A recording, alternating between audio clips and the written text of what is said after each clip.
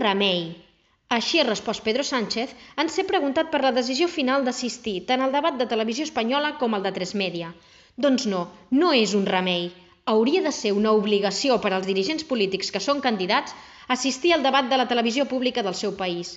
És aquest el pecat original del líder socialista, per molt que l'intenti maquillar, argumentant que es tracta d'una anomalia que es convoquin 2 debats en dies consecutius.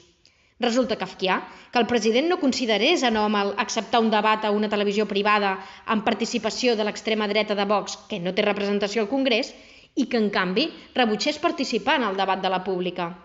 El seu equip es fregava les mans per poder exhibir un Sánchez enfrontant-se al trident de dretes fins que la Junta Electoral ho va dinamitar per un recurs que, per cert, va ser presentat per Carles Puigdemont.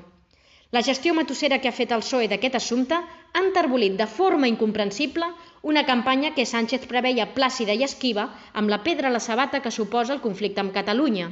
Vet aquí, però, que ha estat un excés de vanitat i el menyspreu a un mitjà el que ha empantanegat la seva cursa electoral. El 28 d'abril Sánchez el té guanyat, però deixant al descobert que no és aliè a un mal endèmic que pateix tota la classe política. Els mitjans no estan per complaure cap polític ni cap partit.